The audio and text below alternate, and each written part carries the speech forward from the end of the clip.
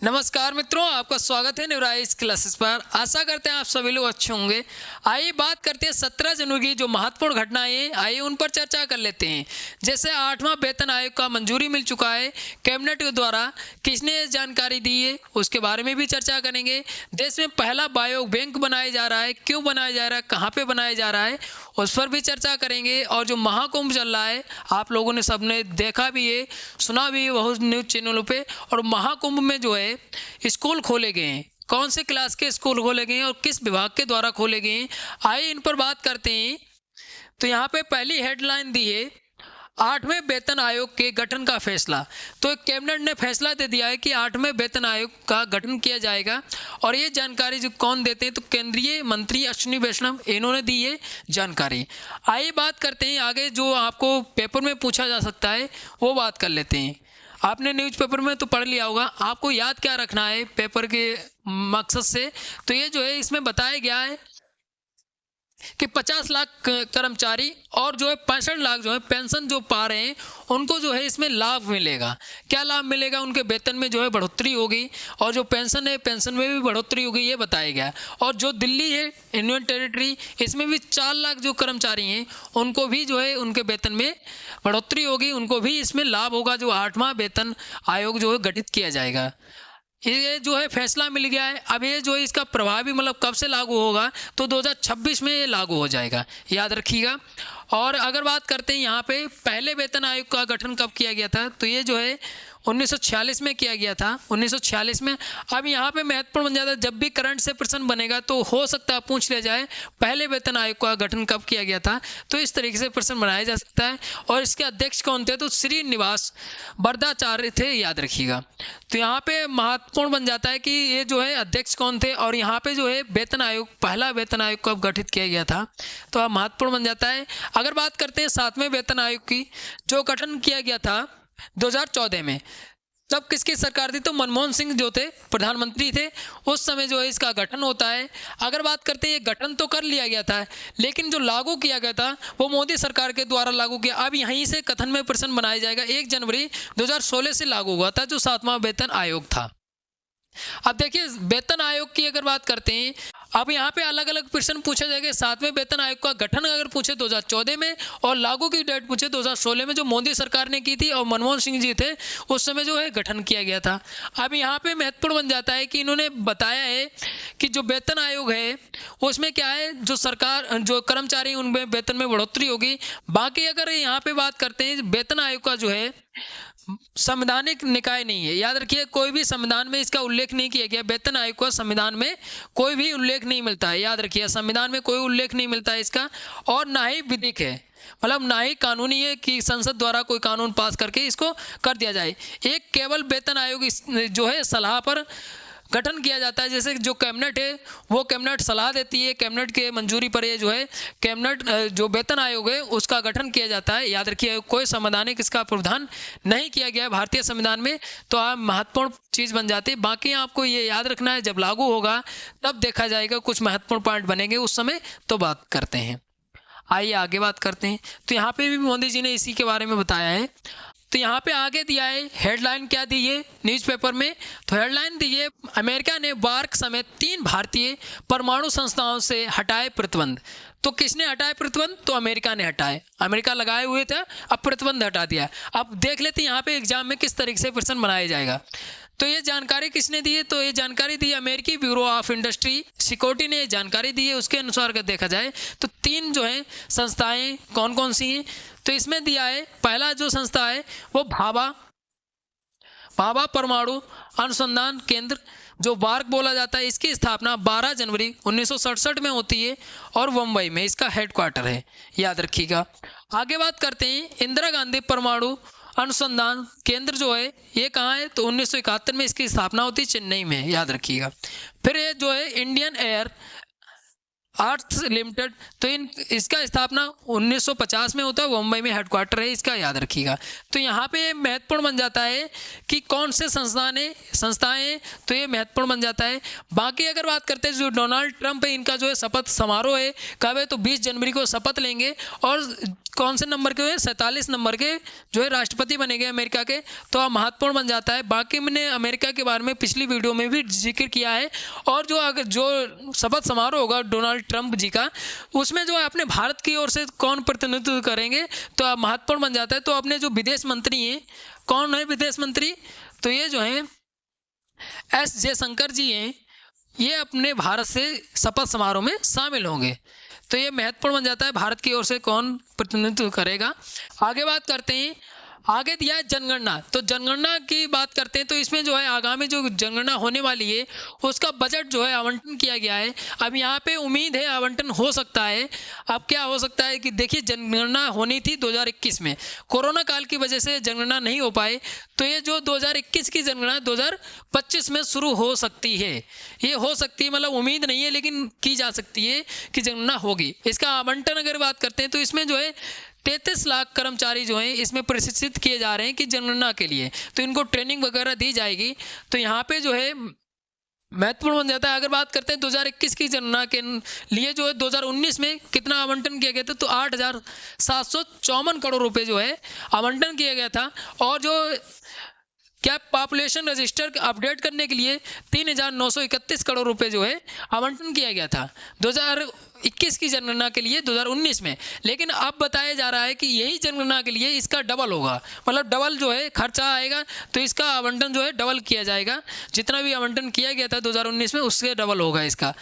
यहाँ पे अगर बात करते हैं, ये जो इन्होंने बताया है कि जो प्रशिक्षित किए जाएंगे जो कर्मचारी, उनको जो है मार्च 2026 तक इनका जो है प्रशिक्षण पूर्ण हो जाएगा। फिर बात करते हैं जो है अप्रैल 2026 में इन्होंने कहा है कि ये जो प्रक्रिया चालू होगी और लगभग जो है क्या होगी, तो ये जो है 30 सितंबर 2026 तक ये प्रक्रिया जो है समाप्त हो जाएगी, जनगणना समाप्त हो जाएगी।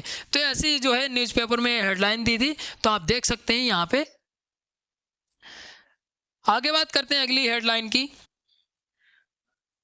तो यहाँ पे अगली हेडलाइन दी, हरिकोटा में बनेगा तीसरा लॉन्च पैड। तो यहाँ पे जो है किसने बताया है, तो अश्विनी वैष्णव जी ने बताया है कि जो है तीसरा लॉन्च पैड बनेगा कहाँ पे, हरिकोटा में। तो आइए इसके बारे में जो हमें महत्वपूर्ण, जो परीक्षा के लिए महत्वपूर्ण पॉइंट है, आइए उन पे चर्चा कर लेते हैं। तो यहाँ पे हरिकोटा में बनेगा तीसरा लॉन्च पैड बनेगा। तो इसका बजट कितना बताया गया, तो इसका बजट बताया गया 3,985 करोड़ रुपए बजट बताया गया है। और एक कहाँ पे, तो आंध्र प्रदेश के श्री हरिकोटा में इसरो जो है भारतीय अंतरिक्ष अनुसंधान संगठन, अगर बात करते हैं तो ये जो है इसका सतीश धवन अंतरिक्ष केंद्र है, उसमें ही तीसरा लॉन्चिंग पैड इसका स्थापित किया जाएगा। और अब पूछ लिया जाए कहाँ पे स्थापित किया जाएगा, तो जो है सतीश धवन अंतरिक्ष केंद्र, उसमें जो है तीसरा लॉन्चिंग पैड स्थापित किया जाएगा, याद रखिए। अब यहाँ पे आंध्र प्रदेश में याद रखिए, आंध्र प्रदेश की चीज़ें भी महत्वपूर्ण बन जाती है, आंध्र प्रदेश के सीएम भी याद रखिएगा। अब यहाँ पे महत्वपूर्ण बन जाता है कि ये जो है कब तक बन जाएगा, तो 4 साल के भीतर ये बताया गया है कि 4 साल के भीतर ही इसका निर्माण हो जाना चाहिए। तो ये बताया गया अश्विनी वैष्णव के द्वारा, याद रखिएगा। बाकी आगे बात करते हैं तीसरे लॉन्च पैड को नेक्स्ट जनरेशन लॉन्च व्हीकल मतलब NGLV के लिए डिज़ाइन किया गया है। इसको जो है क्या, इसके जो है NGLV है, इसके लिए जो तीसरा लॉन्चिंग पैड डिज़ाइन किया गया है। अगर बात करते हैं NGLV की, तो ये विकसित के लिए इनको जो आवंटन किया गया था बजट का, वो 8,239 करोड़ रुपए आवंटन किया गया था इसका निर्माण के लिए, याद रखिएगा।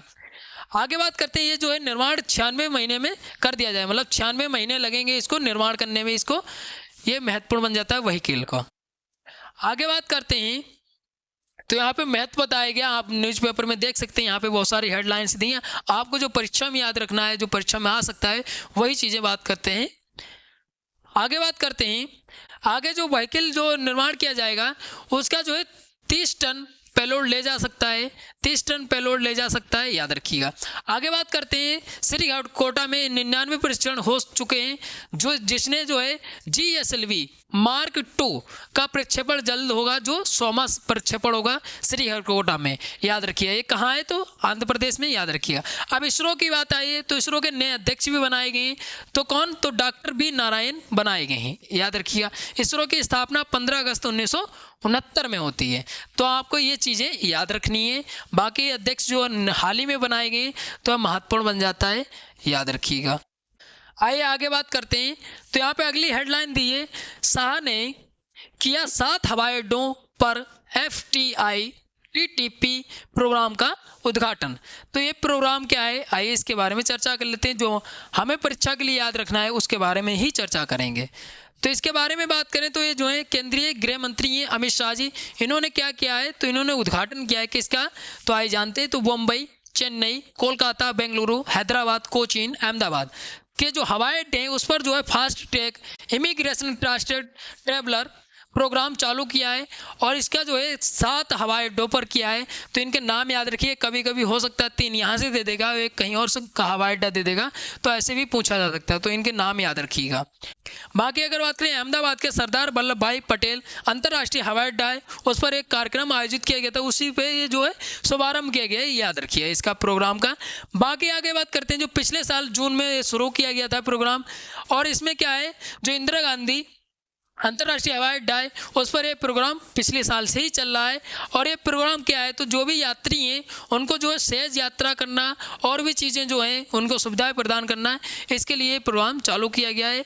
तो यहाँ पे अगर बात करते हैं तो इसमें क्या कहा गया है, तो इसमें ये कहा गया है कि सहज जो यात्रा करना है इसमें, और जो भी यात्री कर रहे हैं उनमें जो है प्रमुख जो है पहले चरण में ये बताया गया प्रमुख जो है किस हवाई अड्डों पर इसका प्रोग्राम चालू किया जाएगा।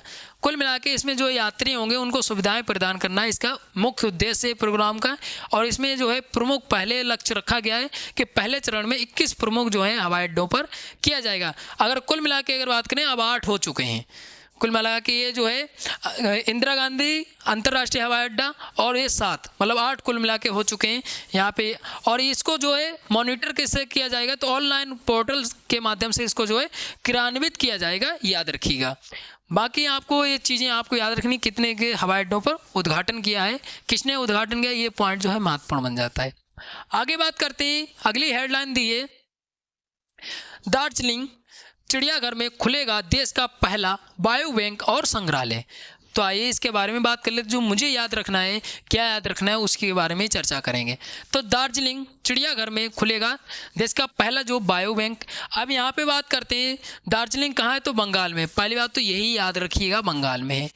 फिर इसमें जो है पार्क कौन सा है, तो Padmaja Naidu Himalayan geological park. अब यहाँ पे जो है ये पार्क भी पूछा जा सकता है कहाँ पे, तो ये स्टेट याद रखिएगा।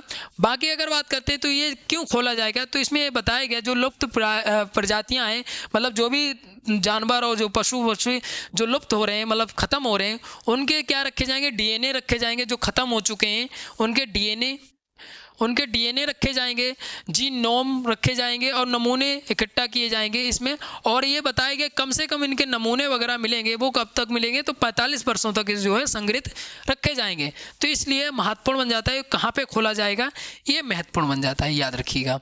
अब यहाँ पे बंगाल आए तो बंगाल की जो CM याद रखिएगा ममता बनर्जी हैं, याद रखिएगा। तो यहाँ पे आपको सबसे ज़्यादा महत्वपूर्ण जो चीज़ें याद रखनी है, आपको यहाँ पे इमेज देख रही होगी ऐसे कंकाल वगैरह यहाँ पे मिलेंगे आपको।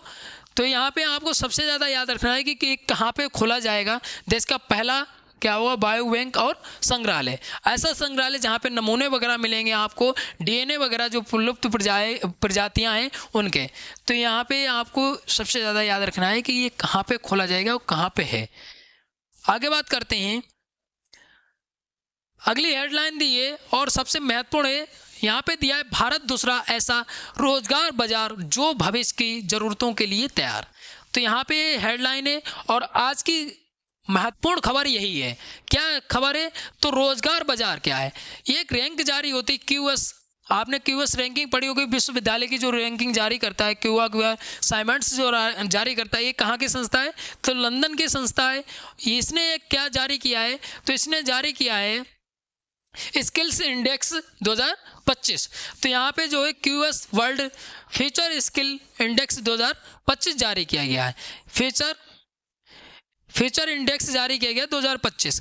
तो यहाँ पे ये बताया गया है कि जो भी रोजगार बाजार हैं, तो भारत जो है क्या है, इसमें बताया गया आर्टिफिशियल इंटेलिजेंस, डिजिटल टेक्नोलॉजी और ग्रीन एनर्जी के लिए ये जो है रैंकिंग जारी की गई है।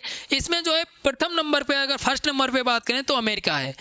अमेरिका के बाद जो है अपना भारत आ गया है, इसमें दूसरे नंबर पे भारत है। आपको इतनी चीज़ें याद रखिए, इसमें क्यूएस रैंकिंग में जो भारत है अपना दूसरे नंबर पे, अमेरिका प्रथम नंबर पे, याद रखिएगा।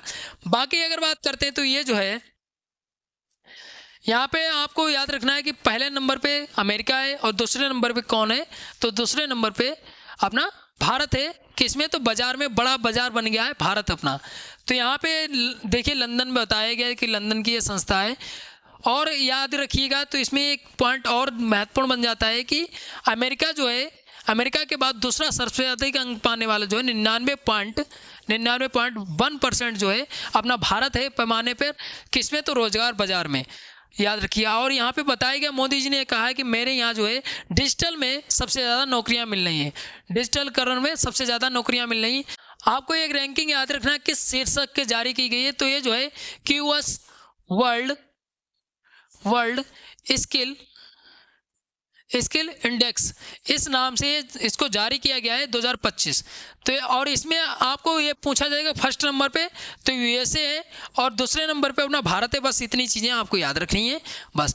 और या तो ये संस्था याद रखिएगा कि क्यूएस कहाँ है, तो लंदन की संस्था है। बाकी आपको कुछ नहीं याद करना है। आगे बात करते हैं, यहाँ पे जो है न्यायमूर्ति अरुण मिश्रा बीसीसीआई लोकपाल बने, बीसीसीआई के लोकपाल बने। आइए इनके बारे में बात करें तो उच्चतम न्यायालय के जो है रिटायर्ड न्यायाधीश हैं अरुण मिश्रा। कौन है, तो अरुण मिश्रा इनका नाम है, याद रखिए। ये क्या बने, तो ये जो बने हैं बीसीसीआई के जो है लोकपाल बने, तो महत्वपूर्ण बन जाता है लोकपाल। आगे बात करते हैं, यहाँ पे जो है इनके बारे में बात करें तो इन्होंने जो क्या किया है, तो वह जो है 7 जुलाई 2014 से जो है दिसंबर तक जो है उच्चतम न्यायालय में न्यायाधीश रहे। मतलब 2014 से और 2020 तक जो है उच्चतम न्यायालय में न्यायाधीश रहे। फिर अगर इनके बारे में और बात करें तो जून 2021 से जो है राष्ट्रीय मानवाधिकार, मतलब 2021 से जो है राष्ट्रीय मानवाधिकार आयोग के भी अध्यक्ष रहे हैं। राष्ट्रीय मानवाधिकार आयोग के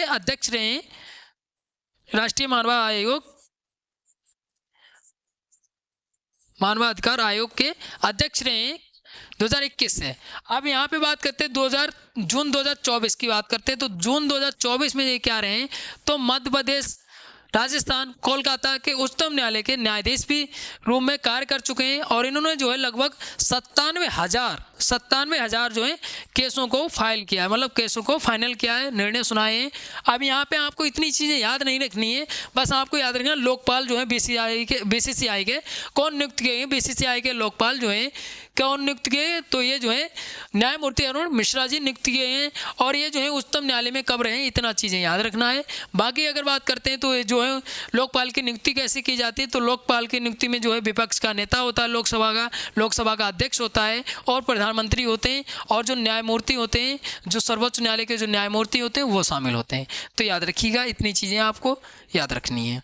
आगे बात करते हैं, आगे जो है 4 फिल्मों में अमरोही में सिनेमा में जो है अपनी छाप छोड़ी है।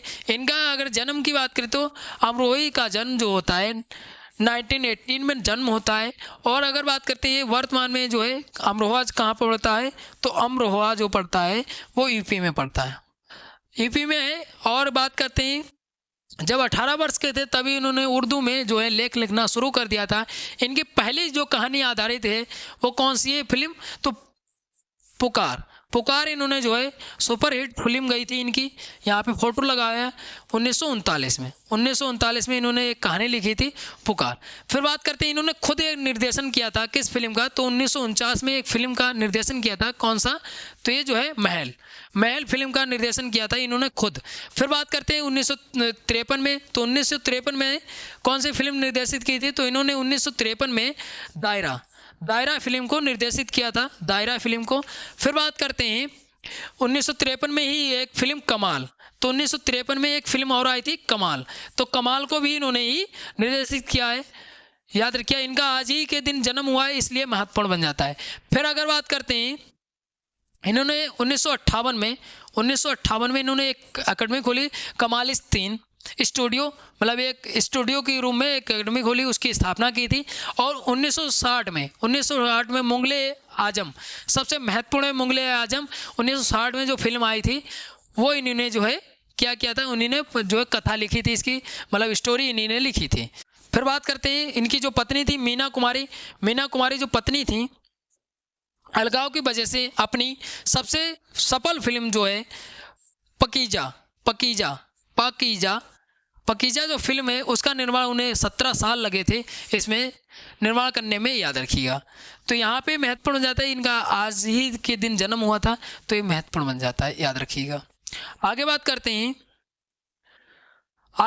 हैं जो डी गुकेश जी हैं, तो डी गुकेश जी ने ये कहा है कि ओलंपिक में अगर जो है शतरंज को शामिल कर लिया जाए तो हमारा सपना जो है वो क्या होगा, वो पूर्ण हो जाएगा। अब इन्होंने कहा है कि जो है सबसे युवा शतरंज चैंपियन बने डी गुकेश जी, उन्होंने कहा है कि शतरंज को ओलंपिक में शामिल किया जाए। और इसमें एक कहा गया है जो भारत मेजबानी करेगा किसकी, तो भारत जो है मेजबानी करेगा 2036 में जब भारत मेजबानी करेगा ओलंपिक की, तो उसमें जो है ओलंपिक है उसमें शतरंज को शामिल किया जाए, ये जो है डी गुकेश जी ने कहा है। आगे बात करते हैं, जो डी गुकेश हैं जो शतरंज चैंपियन है, उनको जो है केनेरू हम्पी अखिल भारतीय महासंघ के द्वारा सम्मानित किया गया है, याद रखिए। इनको 50 लाख रुपए दिए जाएंगे। और जो रैपिड शतरंज चैंपियनशिप में कांस्य पदक जीतने वाली जो है वैशाली, इनको क्या दिया जाएगा, तो इनको 20 लाख रुपए की जो है धनराशि देने की घोषणा की है। किसने, तो अखिल भारतीय शतरंज महासंघ ने दी है, याद रखिए, शतरंज महासंघ ने दी है।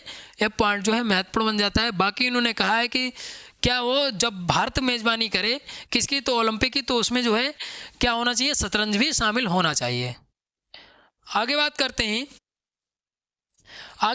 हैं जो है तीसरे और अंतिम वनडे में आयरलैंड को 304 रन से हराया, 3 मैचों में सीरीज में किया क्लीन स्वीप। तो यहाँ पे बात करते हैं, ये इनका नाम क्या है, तो इनका नाम है स्मृति मंथाना। तो इन्होंने पहले वेस्ट इंडीज को हराया था, अब इन्होंने जो है कप्तान भी रही थी और ये खेली भी हैं। स्मृति मंथाना को राजकोट में आयरलैंड को तीसरे और अंतिम वनडे में कितने रन बनाकर हराया है, तो 304 रन बनाकर हरा दिया है। किसको, तो आयरलैंड को। अब ऐसे पूछा जाएगा जो स्मृति मंथाना है उनने वनडे मैच में किस देश को हराया है, तो आयरलैंड को हराया है, याद रखिएगा। स्मृति मंथाना ने 135 रन में जो है 135 रन बनाए, उसमें जो 70 गेंदों में 135 रन बनाकर जो है सबसे तेज शतक बनाने वाली जो है महिला बन चुकी हैं। अब ऐसे पूछा जाएगा कि वनडे मैच में सबसे तेज शतक बनाने वाली कौन है, तो स्मृति मंथाना है, याद रखिए। इन्होंने 135 रन जो है 70 गेंदों में बनाए। और बात करते हैं जो 70 गेंदों में इन्होंने 12 चौके मारे, 7 जो है छक्के मारे हैं, केवल किसमें, तो 70 गेंदों में। और इनका जो है 10वां वनडे शतक लगाए इन्होंने, 10वां वनडे शतक, यह महत्वपूर्ण बन जाता है। आगे बात करते हैं, मंथाना जी हैं और पृतिका रावल हैं, इन्होंने 154 और इनकी साझेदारी हुई है 233 रन की। 233 रन की साझेदारी हुई है। भारत के जो 5 विकेट गिरने के बाद जो भारत ने जीत हासिल की है वो कितनी, तो 435 रन से जो है जीत हासिल की है, याद रखिएगा। आपको ये याद रखना है कि स्मृति मंथाना जो है उन्होंने कितने रन बनाए हैं और जो है सबसे तेज शतक बनाने वाली ये पहली महिला बन गई हैं, तो ये महत्वपूर्ण बन जाता है।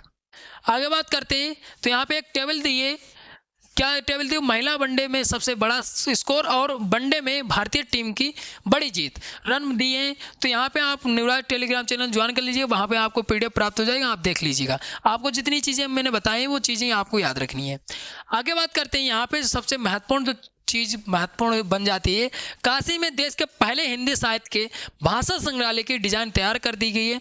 अब यहाँ पे काशी में की गई है।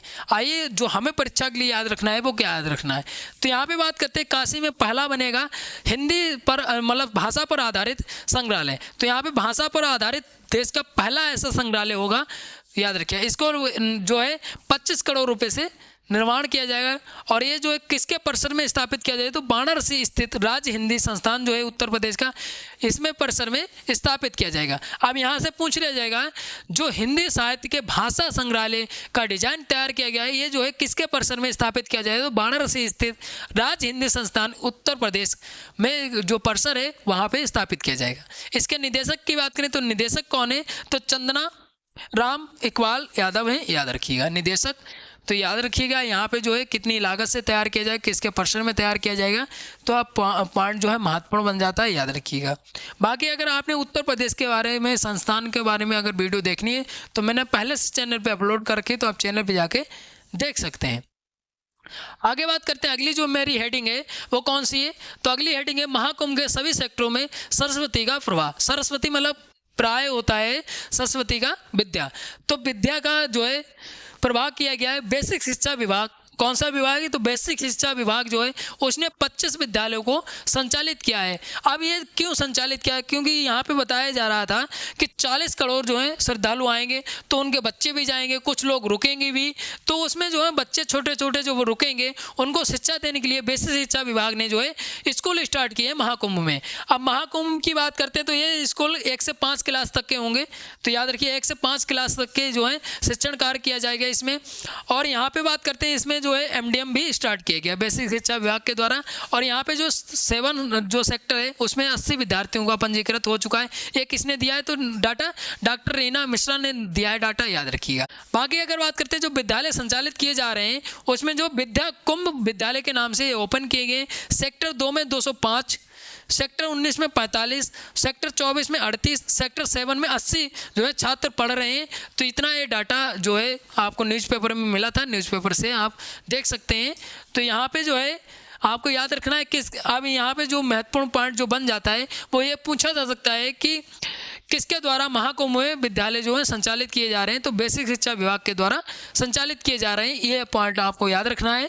बाकी जो है कितने विद्यालय संचालित किए, कौन से नाम से संचालित किए गए, तो ये पॉइंट जो है महत्वपूर्ण बन जाता है, याद रखिएगा। आगे बात करते हैं, अगला जो है इंजीनियर बाबा। सबसे ज़्यादा ट्रेंडिंग में इंजीनियर बाबा चल रहे हैं। ये इंजीनियर बाबा क्यों बने, कैसे बने, आइए इनके बारे में बात कर लेते हैं। तो यहाँ पे हमारी हेडिंग है अंतिम सत्य की खोज में सन्यासी बन गए एरोस्पेस इंजीनियर अभय। तो ये इनके बारे में बात कर लेते हैं। तो इनका असली नाम की बात करें, इनको इंजीनियर बाबा के नाम से, IITN बाबा के नाम से जाना जाता है। इनका असली नाम है अभय सिंह। अभय सिंह नाम है, जूना अखाड़ा में रहते हैं, याद रखिए। वे कहाँ के, तो हरियाणा के रहने वाले हैं। कहाँ के, तो हरियाणा के रहने वाले हैं। हरियाणा के जब रहने वाले हैं तो इनके बारे में बात करते हैं, तो युवा सन्यासी हैं। अब इनको IIT बाबा क्यों बोला जाता है, इन्होंने जो है IIT बॉम्बे एरोस्पेस इंजीनियरिंग में बीटेक किया है, इसलिए IIT बाबा के नाम से ट्रेंडिंग में चल गए हैं। बाकी इनको जानता कोई नहीं था, लेकिन IIT बाबा के नाम से फेमस हो गए। न्यूज़ चैनलों पे बहुत सारे दिखाए जा रहे हैं, बहुत लोग न्यूज़ चैनलों पे दिखाते हैं। अब इन्होंने ये कहा है कि जो साइंस है वो जो है सत्य का मार्ग तो हो सकता है, मतलब सत्य को जानने का मार्ग हो सकता है, लेकिन अंतिम सत्य जो है वो आत्मज्ञान से होता है। आत्मज्ञान क्या होता है, जैसे अगर आप कोई भी चीज़ पढ़ते हैं, जैसे आपको सत्य जानना है तो उसके बारे में जो हमारे पुराने जो ग्रंथ हैं वो सब चीज़ें जाननी होगी, और जो आदमी जो आचार्य है उसके बाद शरण में जाना पड़ेगा, कैसे क्या शिक्षा लेनी पड़ेगी, सब चीज़ें आपको करनी पड़ेंगी। उसके बाद ही आप सत्य आत्मज्ञान हो सकता है। और आत्मज्ञान तभी हो सकता है जब आप किसी चीज़ का अध्ययन करेंगे, फिर आप स्वाध्याय करेंगे। अध्ययन करने का स्वाध्याय और अध्ययन में दोनों में अंतर है। अध्ययन करना मतलब किसी चीज़ से पढ़ना, और स्वाध्याय मतलब जो आपने पढ़ा है उसको आप फिर से रिवीजन करना अपने मस्तिष्क से, तो ये स्वाध्याय होता है। तभी आप सत्य को जान सकते हैं। जीवन का उद्देश्य क्या है, तो इन्होंने बताया जीवन का उद्देश्य क्या है।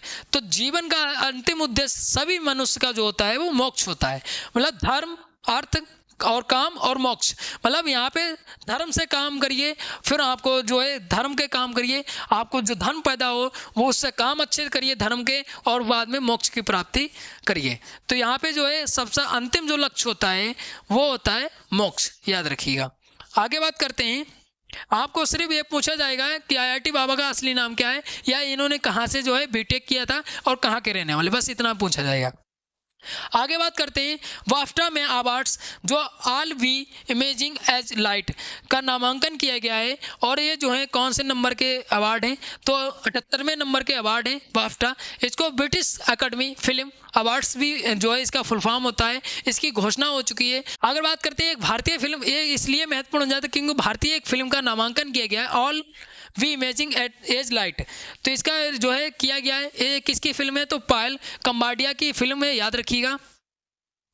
आगे बात करते हैं एक जो है मंकी मैन फिल्म जो है इसका भी नामांकन के लिए कहा गया है। ये किसकी, तो देव पटेल की जी की, याद रखिएगा। इनका भी नामांकन में चर्चा चल रही है और जब तक वितरित किए जाएंगे हो सकता है इनका भी, मंकी मैन को भी मिल जाए ये अवार्ड। तो याद रखिएगा, आपको ये पूछा जा सकता है कि जो बाफ्टा अवार्ड है वो उसमें जो है किसको नामांकन किया गया है, किसकी फिल्म है, ये पॉइंट महत्वपूर्ण हो जाए। इनका जो है संस्करण भी पूछा जाए तो 78 नंबर के पुरस्कार हैं, इसका जो है घोषणा हो चुका है। आपको इतनी चीज़ें याद रखनी है। तो यहाँ पे जितनी भी 17 जनवरी की जो महत्वपूर्ण घटनाएं थी यहाँ पे चर्चा किया है, पेपर की कटिंग भी दिखाई है। आपको देखिए पेपर कोई भी हो, आपको राष्ट्रीय अंतर्राष्ट्रीय जो फलक होते हैं, अंतर्राष्ट्रीय जो घटनाएं होती हैं, वो आपको परीक्षा जो पढ़ने वाले बच्चे हैं उनको वही चीज़ें पढ़नी चाहिए क्योंकि वहीं से प्रश्न बनता है। डेली की आपको, अगर आप डेली की इन्फॉर्मेशन लेने चाहते हैं, डेली का जो करंट अफेयर एनालिसिस करना चाहते हैं तो आप न्यूराज चैनल ज्वाइन कर लीजिए, आपको डेली का मिलेगा। शाम को आप जितनी भी पूरे दिन की जो करंट अफेयर होगी आपको शाम को ये वीडियो मिल जाएगी। मिलते हैं अगली वीडियो, तब तक के लिए धन्यवाद। अगर आपको इसकी पीडीएफ चाहिए तो न्यूराज टेलीग्राम चैनल ज्वाइन कर लीजिएगा, आपको वहाँ पे पीडीएफ प्राप्त हो जाएगी। धन्यवाद जी।